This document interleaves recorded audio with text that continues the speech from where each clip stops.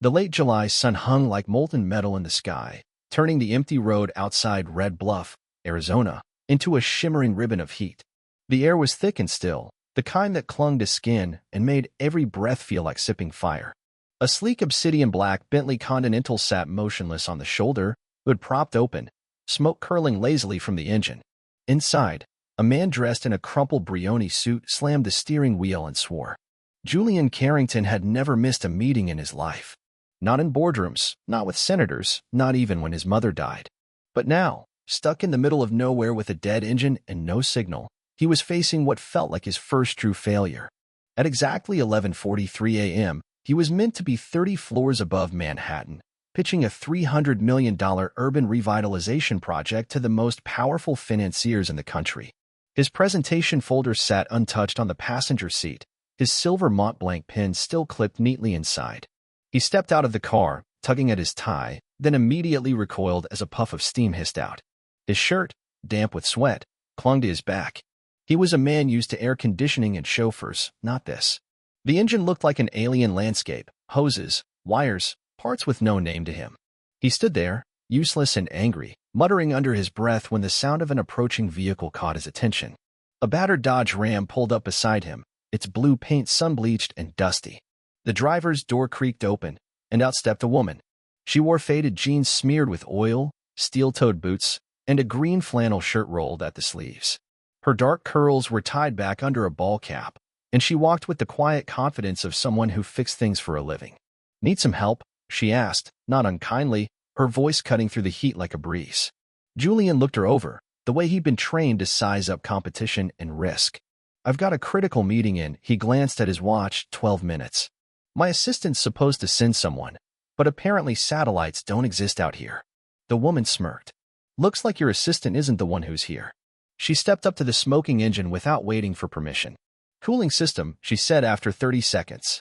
"You're lucky the block didn't crack. I can get you going, but it's temporary. You'll have a few hours, just enough to get into town." Julian blinked. "You sure? I run a shop 10 miles from here. Been fixing engines longer than most folks have been driving." She walked back to her truck and returned with a dented toolbox. He didn't move, just watched her. Every gesture she made had purpose. Her hands, scarred and sure, worked with the precision of a surgeon. In 5 minutes, she'd done what his entire entourage couldn't. "You would have blown the whole thing," she said, tightening one last bolt. "These cars are like prima donnas. Fancy, but fragile." Julian raised an eyebrow. "You know a lot about luxury vehicles." She looked up. "I read. I study. Excellence doesn't have a zip code, Mr. Carrington." He froze. "How do you know my name?" She shrugged. "You're in the business section of every major paper." Julian stood straighter, reaching for his wallet. "Let me thank you." As she extended her hand, he noticed it, an antique ring. Delicate.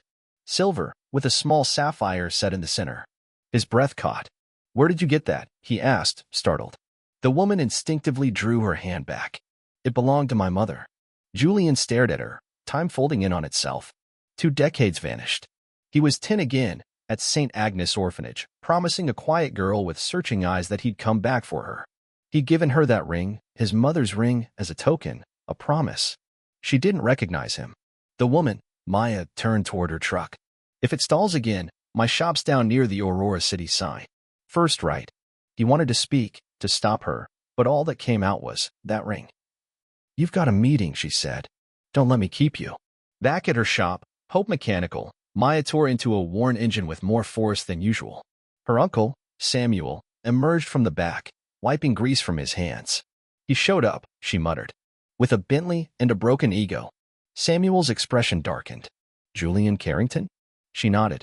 "Didn't recognize me." But he noticed the ring. That night, she opened an old cigar box beneath her bed. Inside were newspaper clippings, articles chronicling Julian's rise. Tech prodigy, venture capitalist, corporate philanthropist. And beside them, a wooden brooch carved like a bird in flight. She'd made it for him the day he left St. Agnes. "He won't remember," she whispered. "Not me." But he did.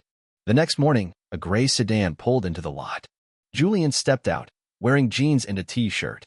"We're open," Maya called, not looking up. "I came to return something," he said. In his palm was the brooch. Her breath caught. "You kept it. You taught me how to carve." When the other kids laughed, You encouraged me. You said you'd wait. I did, she whispered. But you never came. My father, he had different plans. Samuel stepped out, eyeing Julian coldly. Takes 20 years to say sorry?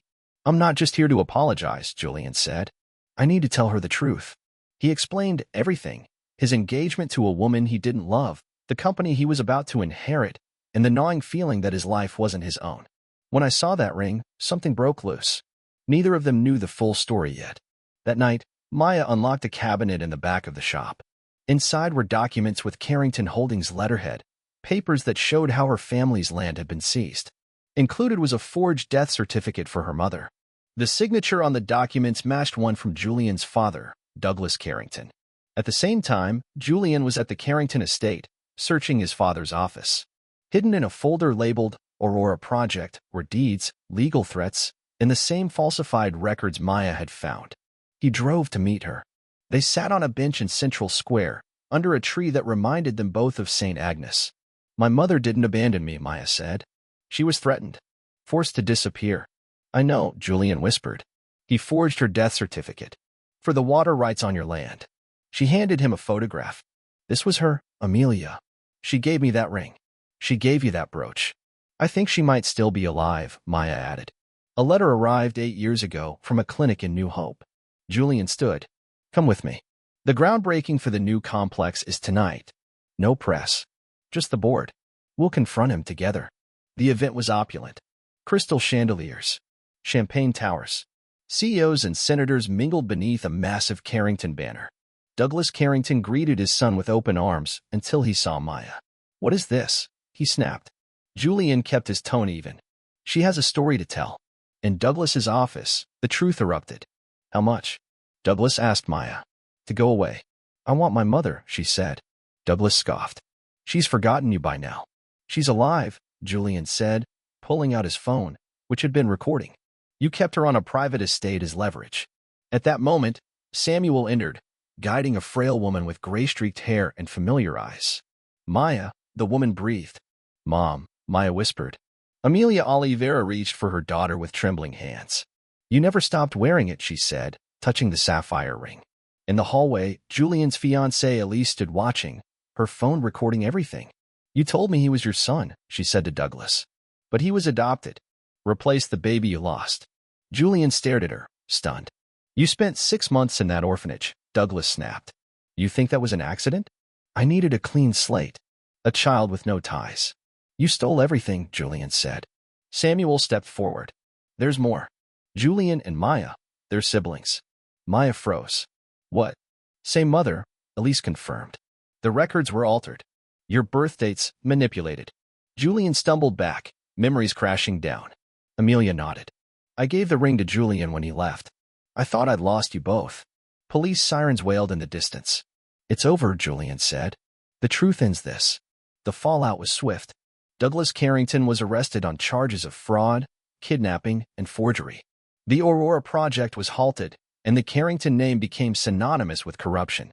Julian, now Julian Oliveira, renounced his inheritance and donated his shares to victims of corporate land theft. The land returned to the Oliveira family was transformed into a conservation reserve and a vocational training center for orphaned youth. 6 months later, in a newly renovated garage bearing the name Oliveira Works, Maya tuned a car engine while Julian drafted papers for the foundation they had co-founded. Still weird? She asked, wiping her hands. A little, he smiled. But it feels right. Amelia arrived with lemonade, her eyes full of peace. The ring, she said, kept us tied through all of it. And maybe, just maybe, it had. A sapphire circle, passed from mother to son, then to daughter. A symbol of what greed tried to bury but truth resurrected, a family. And in the end, the ring that began as a forgotten promise became the key to unraveling decades of lies and rebuilding something stronger. Something honest. Something that finally, after 20 years, had a name. Family.